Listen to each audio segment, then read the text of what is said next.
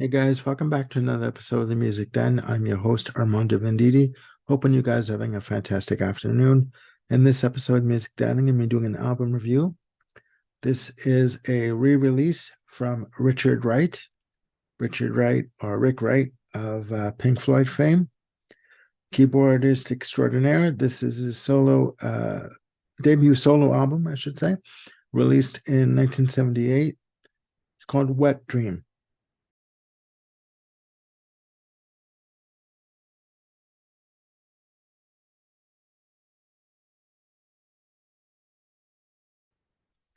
Now, Wet Dream, again, released in 1978, released originally on Harvest in the UK and in Europe, and on Columbia Records in the US, where Pink Floyd was signed to CBS at the time.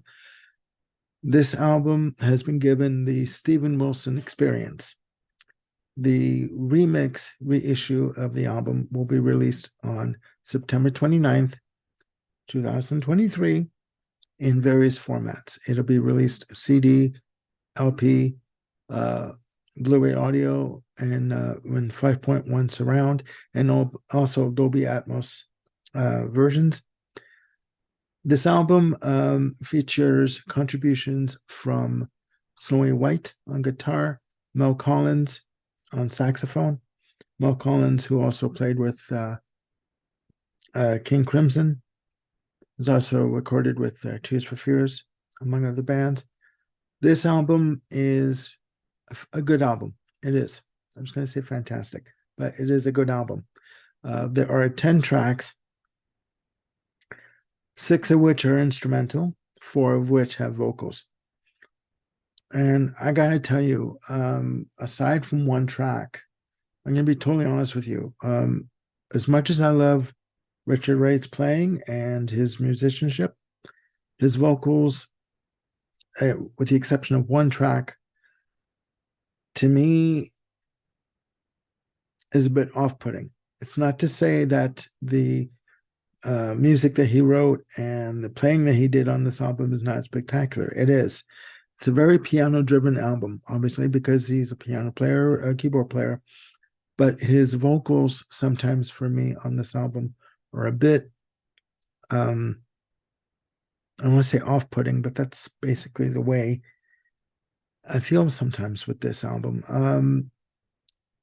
Again, 6 instrumental tracks, and these 6 instrumental tracks do make the album for me. Starts off with Mediterranean Sea, the word Mediterranean and the letter C, capital C. Again, a very fantastic piano-driven track, nice synth passages, and I gotta tell you, Mel Collins does fantastic sax soloing on this track as well as the entire album. What I do like about this track and the other tracks on the album is there's a lot of good twinning of guitar and synth lines, a lot of that stuff. Fantastic. In doing that, it enriches the sound. It gives it more texture, more meat, and to the sound. Beautiful guitar solo on this track as well. Against the odds, sorry, is the next track. It's the first track with vocals on it. Beautiful atmospheric track, beautiful acoustic guitar work from Snowy White. I gotta tell you, Snowy White and Mel Collins on this album really step up. Like, amazing. Moving on. Next we have the next instrumental called Cat Cruise. And, it starts off with a great piano passage and nice use of sax on this. And Snowy White's guitar tone on this track is fantastic. Very thick, very unique. Let's just call it unique. That's how I view it. Track 4 is Summer Elegy, and it has a very relaxed feel and a very relaxed tempo. Beautiful piano-driven track. Again, nice guitar tone and soloing on this track. I got to say that this album um, was recorded around the time when um, Pink Floyd were going through a bit of a transition between Animals and uh, The Wall. This is where, at this point in the band's career, uh, Roger Waters' hold on the band was absolute. Okay, and nobody was going to shake him of his iron grip on the band. I should say also this album, Wet Dream, was recorded at Super Bear Studios, the same studio where weeks after this album was finished, um, David Gilmour recorded his solo debut album. Okay, so there's that connection there. Um, and even when you listen to the guitar tone on this album, you kind of think it could be Gilmour tune at first, but no, it's not. It's Snowy White, and again, he delivers big time. We must continue on. Next, after Summer Elegy, sorry, is the track Waves. To me, this is a standout track on the album. Very hypnotic. It starts off with a repetition of chords on the acoustic guitar that go through the entire track. You, with the name like Waves, it conjures up the image of being near the ocean. You literally feel, or I do, when I hear this track, I can literally close my eyes and imagine myself on a shore or on a mountaintop with the beach below me, with the waves crashing up against the shore.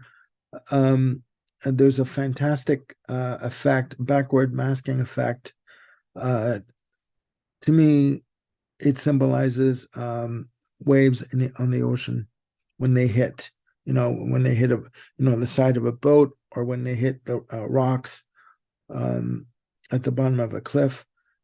Fantastic, fantastic. And there's a beautiful understated keyboard passage that happens. It's very melodic, very soothing, very atmospheric. And again, Mel Collins on this track really comes through with the sax. Beautiful, beautiful. To me, Waves makes this album spectacular. The opening chord repetition that happens on the acoustic guitar, for me, is very hypnotic. It's very sad. It is. It's very sad for me when I hear it. But I'm taken away. I'm taken away on a journey when I hear this track. I literally feel like I'm on a boat or on a ship, just going, nice quiet afternoon. The sun is setting. If you've ever been on a cruise, I've been on 3 cruises. If you've ever been on a cruise, there's a point in the day when the sun goes down at sunset, and you can just hear the waves up against the side of the ship. It is, and see like the foam on top of the water when the ship is driving forward. It's amazing. It's amazing. Side 2 starts off with Holiday, another track with vocals. Nice mid-tempo pace track. Again, a nice twinning synth and guitar passages. Track 7 is one of the more atmospheric tracks on this album. It's called Mad Yanis Dance. And it starts off with a gradual intro of piano and synth passages. There's a synth passage that kind of underpins the entire track. It's the foundation of the track for me, right? The track is very atmospheric, very I was going to say melodical. It's very nice melody on it. Sorry, and the melody repeats on the keyboards until the fade out of the track. Very short track, only 3 minutes, literally in 12 seconds. This album is not very long. It's 45 minutes and change. The original vinyl version was 43 minutes. The CD version is 45 and change. Um, Track 8, there's two instrumentals side by side. Track 7, Mad Yanis Dance, and track 8, Drop In from the Top. Um, fantastic, fantastic. Nice use of Hammond organ on this track. Nice rhythm guitar runs. It's got to say, again, this album is very piano driven, but this track in particular, the Hammond organ takes over, and at some points, you hear a bit of rhythm guitar, very understated on this track in the background, but you do hear it. It does give this track a more of a Pink Floyd feel to it, right? And on the end of the track, there's a fantastic guitar solo. Great, amazing, amazing. Next up is the last track with vocals called Pink Song. This is, for me, in terms of the vocals on the album, beautiful. You almost cry when you hear it. What do I have in my notes? Fantastic keyboard passage, keyboard and piano line, I should say. Very piano driven. Mel Collins, just fantastic flute on this album, on this track especially. And the lyrics with the title like Pink Song, it's talking about, in my mind, it's talking about Syd Barrett and the fact that he's telling the members of Floyd that he has to go, that he can't stay. As much as he wants to, he has to leave. And it's very poignant. It's very beautiful. To me, this is, in terms of vocals, for the songs that have vocals, this is the best track out of the four. Okay. I literally almost started tearing up when I heard this. And Syd Barrett is the only reference I can pull from this track when I think about it. Track 10. I hope I say this right. Funky Jew. Jew is spelled D-E-U-X. Jew. So if I've offended anyone by the way I pronounce it, sorry. 4 minutes and 57 seconds. Fantastic. Funk is all hell. Attitude all over the place. Funky bass lines, very rhythmic. Great use of sax on this. It's almost like he told that Richard Wright at the time when he did this, when he recorded it, the track, when Mel Collins went in to lay down the sax sections, it's almost like he told him, you know what, this is the track, this is your guide. Within that guide, you can do whatever the hell you want with sax, and he does. Like, I mean, he rips. Okay, it's funky, it's fun, it's full of attitude, and that's what I say about the guitar solo. The guitar solo that Snowy White does, amazing. It's a guitar solo with attitude all over the place. You know, this track is so funky, it leaves a stain on you when you hear it. I swear to God, amazing, fantastic. All right. What I like about, what I love about, I should say, about Steven Wilson's work with remixing, he loves to pull certain instruments out to the forefront.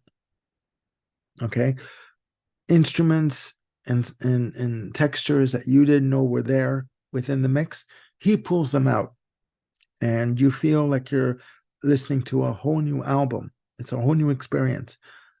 Quickly, when I bought the box set of Benefit from Jethro Tull, I was sitting there listening to the album, and it has a Steven Wilson remix on it, and I'm listening to it, and I don't have headphones on, but I've got the stereo up, I'm listening to it, and I could hear um, instruments behind me. I was like, I was turning around to see who was behind me. I was alone in the house, but I thought that somebody was behind me playing an acoustic guitar, uh, uh, you know, a drum beat or what have you. He tends to take the instruments and put them on different, and kind of like in different channels, on different channels, sorry, so that you hear a drum snare here or a bass guitar, you know, on the left side.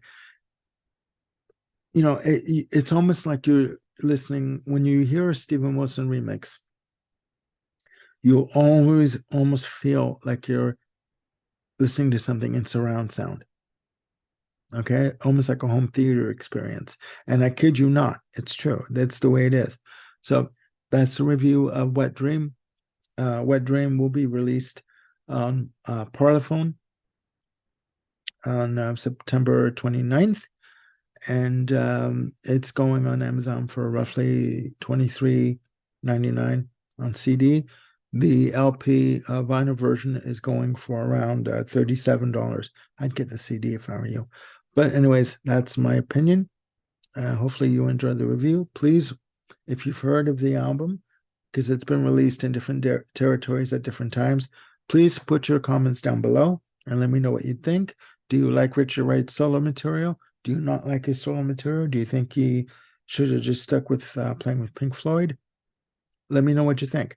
Anyways, I will be doing more shows. I'll be doing a show, 3 shows tomorrow. I'll be recording a show with Ryan Gavalier on a segment of Misguided or Misunderstood. We're going to be covering the release of Permanent Vacation from Aerosmith from 1987. Was that a misguided step by the band or was it misunderstood by the audience? You let us know. I'm also going to be recording a segment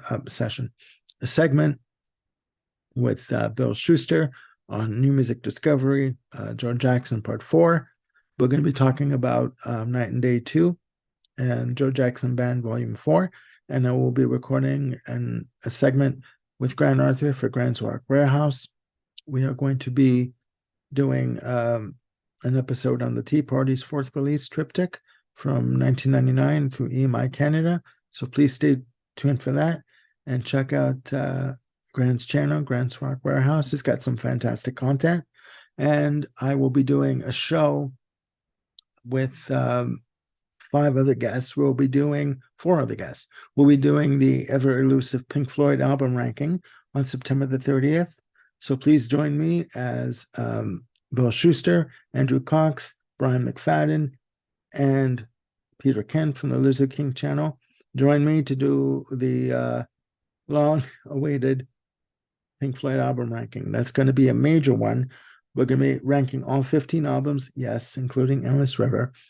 And if when you're watching, grab some food, grab something to drink. Hell, grab a pillow and just lay back and enjoy, because it's going to be a hell of a show. That's going to be taped on September the 30th, and it will be airing on October the 1st. And finally, but by no means least, we are going to be Peter Kent and I are going to be doing the Cars album ranking on Saturday, October the 7th. I think it's 7th. So please stay tuned for all that. And hopefully you guys are having a good day. Please, again, look after yourselves and one another. I'm Armando Venditti, and I will see you very soon. Bye for now.